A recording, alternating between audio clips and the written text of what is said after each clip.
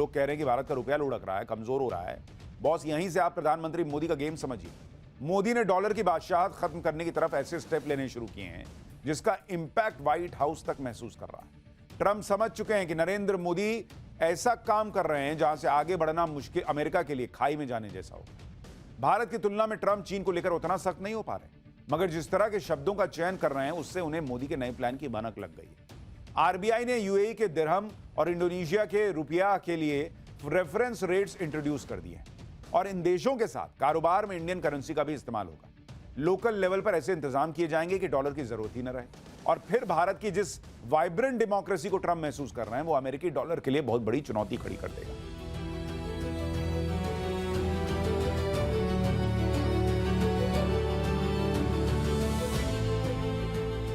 इन तस्वीरों के पीछे एक स्क्रिप्ट लिखना शुरू हुई जिस पर रूस के प्रधानमंत्री अलेक्जेंडर नोवाक ने बड़ा दावा किया।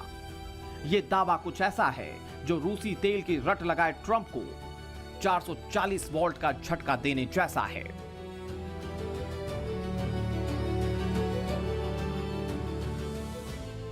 रूसी प्रधानमंत्री अलेक्जेंडर नोवाक का कहना है कि भारत अब रूसी तेल खरीदने के लिए जो पेमेंट कर रहा है उसका कुछ हिस्सा चीन की करेंसी युआन में शुरू कर दिया गया है। रॉयटर्स की एक रिपोर्ट कहती है कि भारतीय रिफाइनरियां अब तक 2 से 3 रूसी कार्गो का भुगतान युआन में कर चुकी है। बताया जा रहा है कि भारत ने यह कोशिश की थी कि रूस के साथ रुपए में ट्रेड हो, लेकिन रूसी इंपोर्टर्स ने इस पर विचार करने को कहा। वो इसके लिए एक अलग चेन बनाने पर काम कर रहे हैं, मगर जो वैकल्पिक ग्लोबल सर्किट तैयार किया जा रहा है उसे डॉलर हेजेमनी को धीरे धीरे कमजोर करने की दिशा में पहला ठोस कदम माना गया है। डॉलर के दबदबे को चुनौती देने के इस गठजोड़ को आरआईसी कहा गया है, मतलब रूस, इंडिया और चीन का पावर अलायंस। इसके लिए डॉलर पर निर्भरता खत्म कर रुपए, रूबल और युआन के इस्तेमाल पर जोर दिया जाना है। एक तरह से कहें तो दुनिया की लगभग सभी बड़ी एनर्जी डील्स जो अब तक डॉलर्स में होती आई थी वो भविष्य में नए विकल्प को चुन सकती हैं। रूसी राष्ट्रपति व्लादिमीर पुतिन इस भरोसे और विश्वास के साथ मोदी पर मुहर लगा रहे हैं। मोदी और पुतिन के दमदार दोस्ती की तस्वीर ट्रंप को दिखने वाली है। इस साल के आखिर में पुतिन भारत आ रहे हैं। बहुत संभव है कि तेल को लेकर बातचीत होगी, डिफेंस सेक्टर में नई डील होगी और यह डील भी उस हथियार को लेकर होगी जिसने ट्रंप की चापलूसी करने वाले शाहबाज शरीफ और आसिम मुनीर की आंखों की नींद उड़ा रखी है। भारत और रूस के बीच करीब 10,000 करोड़ की डील हो सकती है। इस डील का मतलब भारत को ऐसी मिसाइलें मिलेंगी जो इंडियन एयरफोर्स की ताकत में इजाफा करेंगी। ये मिसाइलें सुदर्शन चक्र S-400 डिफेंस सिस्टम में लोड हो सकेंगी। इंडिया और रूस के बीच S-400 की नई डील को लेकर भी बातचीत चल रही है। ये उन S-400 से अलग हैं जिन्हें लेकर 2018 में समझौता हुआ था। ये बात सार्वजनिक है कि उस वक्त S-400 को लेकर अमेरिका ने बहुत अड़ंगा डालने की कोशिश की थी। संयोग की बात ये कि तब अमेरिका के राष्ट्रपति डोनाल्ड ट्रंप ही थे। बॉस, एक बात तो क्लियर है, प्रधानमंत्री नरेंद्र मोदी की रणनीति के आगे डोनाल्ड ट्रंप ज्यादा कुछ नहीं कर सकते। बात चाहे कमिटमेंट की हो, ट्रेड की हो, भरोसे की हो, मोदी ने हर मोर्चे पर माइलेज ले रखी, जबकि ट्रंप की बातों पर अमेरिकियों को कोई भरोसा नहीं। अमेरिकी अदालत भी ट्रंप के फैसले से इत्तेफाक नहीं रखती।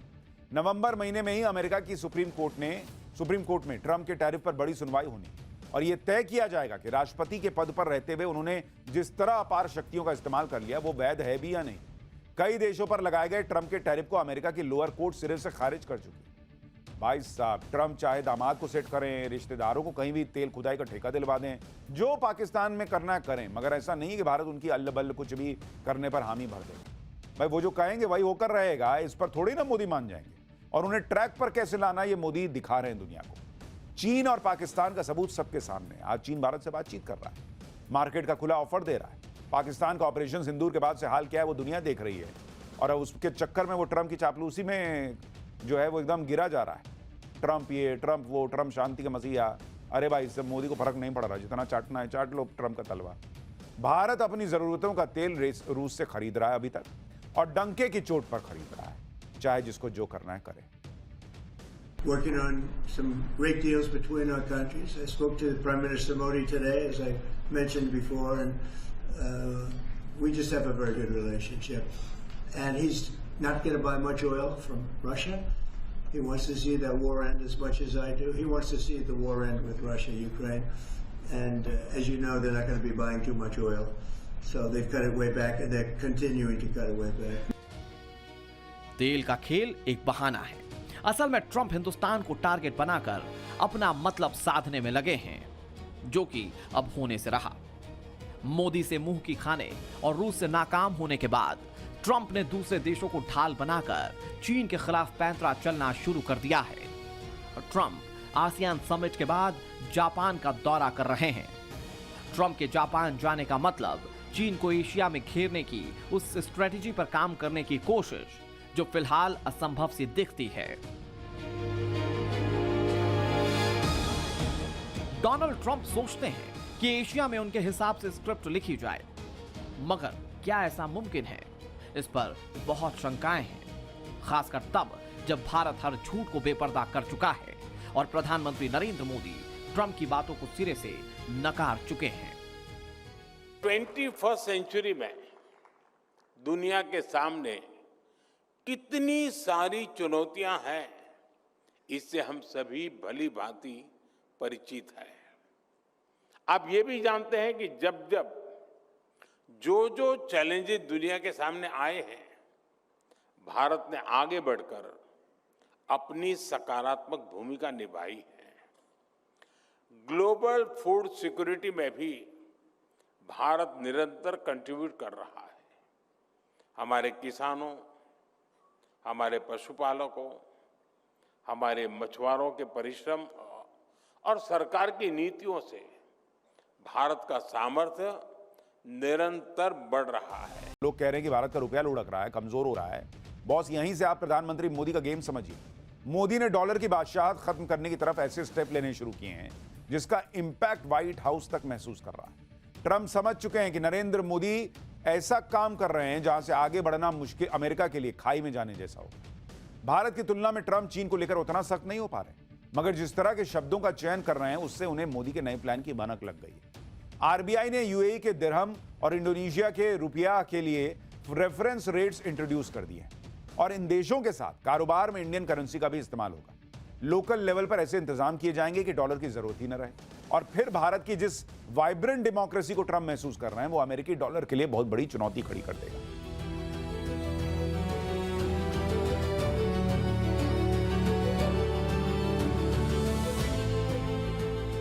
इन तस्वीरों के पीछे एक स्क्रिप्ट लिखना शुरू हुई जिस पर रूस के प्रधानमंत्री अलेक्जेंडर नोवाक ने बड़ा दावा किया। यह दावा कुछ ऐसा है जो रूसी तेल की रट लगाए ट्रंप को 440 वोल्ट का झटका देने जैसा है।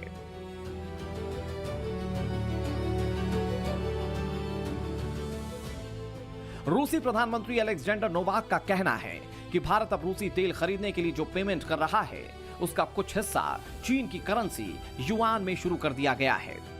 रॉयटर्स की एक रिपोर्ट कहती है कि भारतीय रिफाइनरियां अब तक 2 से 3 रूसी कार्गो का भुगतान युआन में कर चुकी है। बताया जा रहा है कि भारत ने यह कोशिश की थी कि रूस के साथ रुपए में ट्रेड हो, लेकिन रूसी इंपोर्टर्स ने इस पर विचार करने को कहा। वो इसके लिए एक अलग चेन बनाने पर काम कर रहे हैं, मगर जो वैकल्पिक ग्लोबल सर्किट तैयार किया जा रहा है उसे डॉलर हेजेमनी को धीरे धीरे कमजोर करने की दिशा में पहला ठोस कदम माना गया है। डॉलर के दबदबे को चुनौती देने के इस गठजोड़ को आरआईसी कहा गया है, मतलब रूस, इंडिया और चीन का पावर अलायंस। इसके लिए डॉलर पर निर्भरता खत्म कर रुपए, रूबल और युआन के इस्तेमाल पर जोर दिया जाना है। एक तरह से कहें तो दुनिया की लगभग सभी बड़ी एनर्जी डील्स जो अब तक डॉलर्स में होती आई थी वो भविष्य में नए विकल्प को चुन सकती हैं। रूसी राष्ट्रपति व्लादिमीर पुतिन इस भरोसे और विश्वास के साथ मोदी पर मुहर लगा रहे हैं। मोदी और पुतिन के दमदार दोस्ती की तस्वीर ट्रंप को दिखने वाली है। इस साल के आखिर में पुतिन भारत आ रहे हैं। बहुत संभव है कि तेल को लेकर बातचीत होगी। डिफेंस सेक्टर में नई डील होगी और ये डील भी उस हथियार को लेकर होगी जिसने ट्रंप की चापलूसी करने वाले शहबाज शरीफ और आसिम मुनीर की आंखों की नींद उड़ा रखी है। भारत और रूस के बीच करीब 10,000 करोड़ की डील हो सकती है। इस डील का मतलब भारत को ऐसी मिसाइलें मिलेंगी जो इंडियन एयरफोर्स की ताकत में इजाफा करेंगी। ये मिसाइलें सुदर्शन चक्र S-400 डिफेंस सिस्टम में लोड हो सकेंगी। इंडिया और रूस के बीच S-400 की नई डील को लेकर भी बातचीत चल रही है। ये उन S-400 से अलग हैं जिन्हें लेकर 2018 में समझौता हुआ था। ये बात सार्वजनिक है कि उस वक्त S-400 को लेकर अमेरिका ने बहुत अड़ंगा डालने की कोशिश की थी। संयोग की बात ये कि तब अमेरिका के राष्ट्रपति डोनाल्ड ट्रंप ही थे।